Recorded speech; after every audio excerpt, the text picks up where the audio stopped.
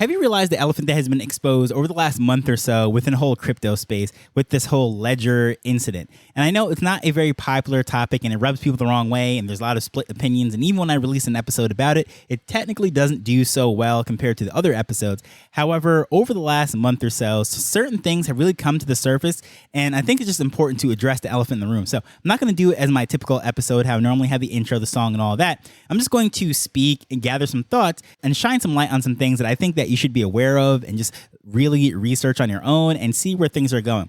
Well, first and foremost, as we know, the Ledger team had the bright idea of coming out this whole Ledger Recover feature, which is supposed to be a $10 a month feature that would allow people to then recover their seed phrase. So this is supposed to be an upgrade to the firmware, and I did an episode on that. I'm not going to go on the technicals of that, but if you upgraded and opted into this option and paid $10 a month, you'd verify with your identification and so forth.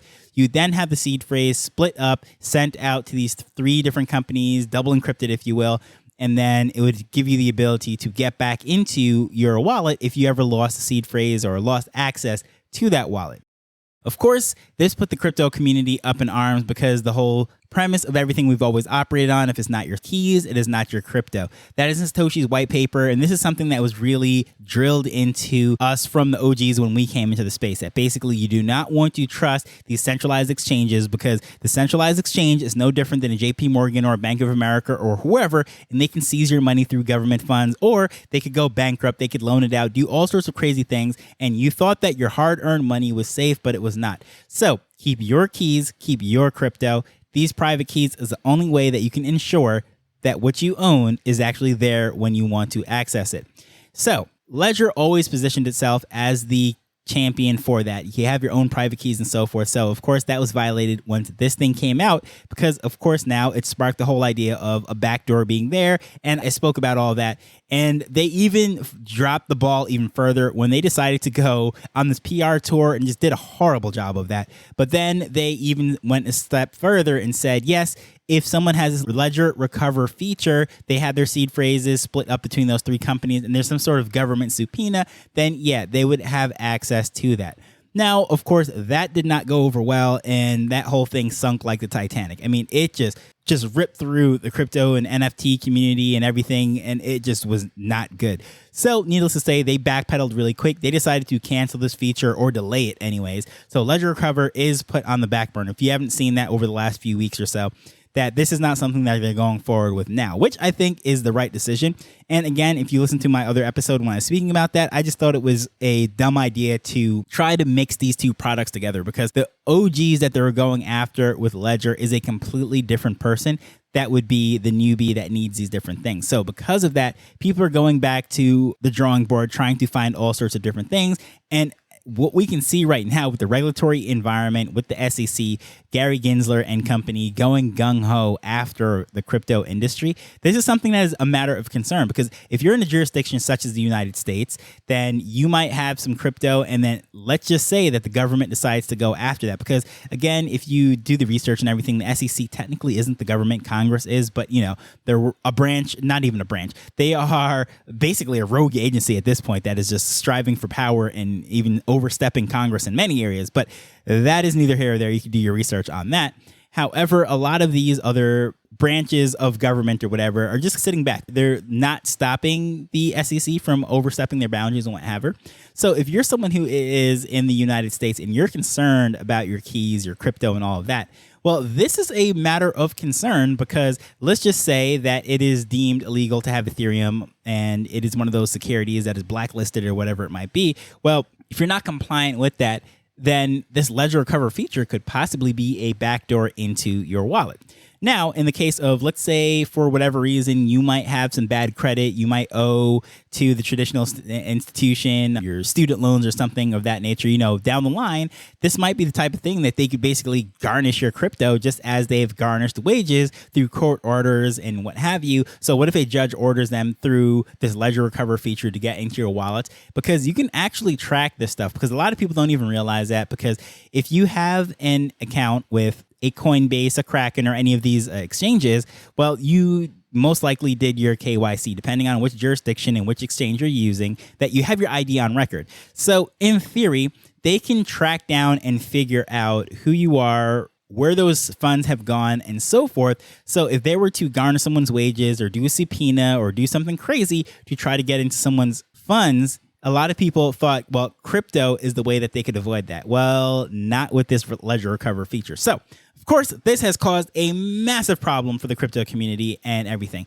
So a lot of people now that are a lot more advanced, they're going to other routes, going back to the paper wallets where you're writing down those complex digits of a private key and not even relying on the seed phrase and all of that stuff. And they're doing all sorts of different things. There's other options that are out there. People are pursuing other open source wallets. For example, Trezor, which was my first hardware wallet. That is an open source wallet. Anyone can go on there, look at the code and see if there's any backdoors and what have you. That was the original Bitcoin hardware wallet and so forth. So that is an option. It kind of sucks, I won't lie, when it comes to NFTs. I do have some of my NFTs that are protected by Trezor, and it's tough. Some of these transactions are just absolute pain in the neck to do on the Trezor. However, even if you go through that, it still has the issue of just basically being Ethereum.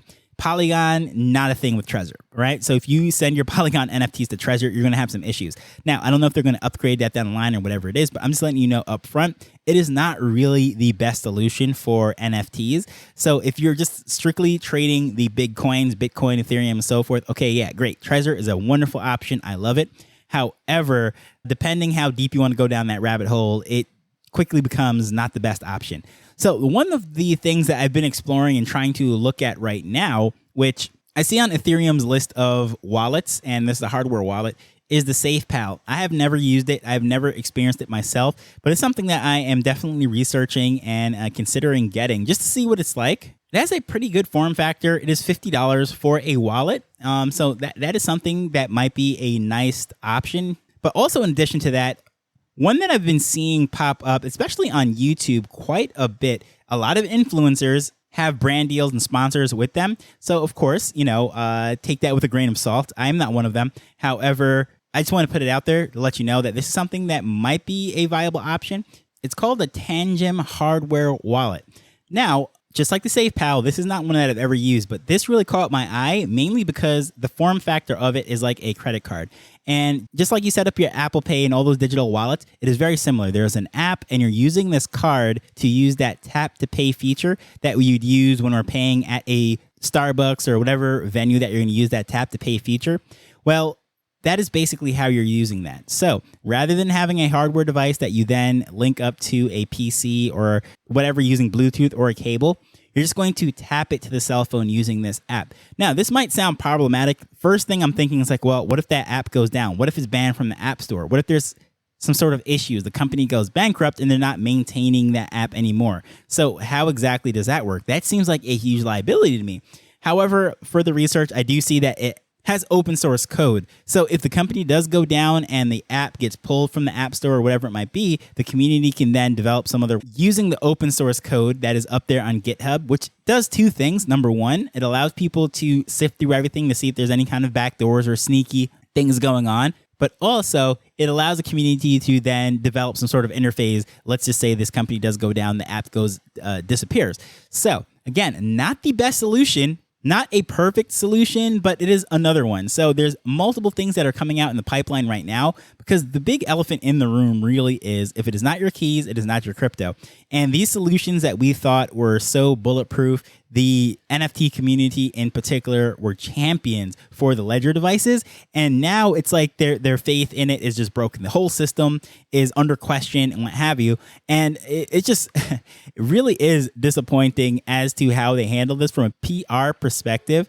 Now, this is not a huge shock to me, because if you listen to any of the earlier episodes, when I'm comparing Trezor and Ledger, just search through the catalog, if you will. I have a lot of older episodes when I'm speaking about my Trezor and how I love Trezor and I prefer it over the Ledger. And the main reason why I said that I preferred the Trezor over the Ledger was because it was an open source system. It's not a closed proprietary system, which I have no idea what's going on there. What if the government of France orders Ledger to just open this thing up and the EU gets access to everything? So that was always a concern to me. However, I won't lie, because of the sake of the ease of use, and the platform is just so much better and just much more user friendly than the Trezor, especially with NFTs, because that is my main area of focus. Now, I have some crypto and what have you on my Trezor device, and as I said, I like it. but it is a headache when it comes to doing a lot of NFT transactions, signing with OpenSea and doing all these different things, even to connect to the Bulls and Apes project. I tried to do a transaction with that, and it just was not easy. Like, I just did not enjoy it. I rarely connect this thing up. I rarely use it. I just have some things stored on it. I send things to it. However, when I did, it really wasn't the best experience. So going forward, I don't know exactly what we're going to do as a crypto community. I do know that getting your crypto off the exchanges is by far the best thing to do. But where to send it after that now? Are you going to send it to a MetaMask, which most people don't even realize has a large investment from JP Morgan Chase? Granted, just because they have an investment with them doesn't mean necessarily that they have any kind of influence of the company and whatever, but it's just something to note. I mean, who can you really trust these days, right? So we're trying to run away from the traditional banking institution. We're trying to have our own self-sovereign money, especially when it comes to Bitcoin. That is the whole premise of that, because if these currencies get printed off by these governments and what have you, and the inflation goes crazy and the value of them actually goes to levels where you need to spend $1 million to get a loaf of bread or some crazy things like we saw after World War I in Germany, the actual dollar or local currency will be basically worthless. And that's what we're basically trying to avoid. We don't want our paychecks to be paid out in something like Shiba Inu, where basically one token is worth virtually nothing. So cryptocurrency is very attractive in that purpose. But then when it comes to where do we store it, how do we store it, how do we access it, it is another problem. I mean, this is not an easy thing. So one area that definitely needs innovation in businesses, entrepreneurs to tackle some serious problems, it's easy way to store crypto that is fully self-sovereign, not relying on a third party, yet still being beginner friendly. Now, if you can provide all of those features, figure out how to tackle that one, I mean, that is a multi-billion-dollar company in the making, because obviously it's not an easy solution, but when that problem does get solved, it will be absolutely revolutionary. So just some thoughts, things to keep in the pipeline and be aware of. Ledger Cover for now has been canceled. The crypto and NFT community are looking for other options. Trezor is great, but not perfect. Tamgen is picking up some steam, especially with the help of a lot of influencers, but it is not a perfect solution. However, relying on that app may open its door to some issues, and the verdict is out on SafePal. I have to do some more exploring in that area. However, it's just important to note, you should take everything you hear with a grain of salt and do your own research. Because even if you notice, if you look in the show notes, I do have a Ledger referral code, which I think gives me a 5 or 10% commission. So it's like a donation to the show, if you will. When somebody uses that link, the price is exactly the same for them.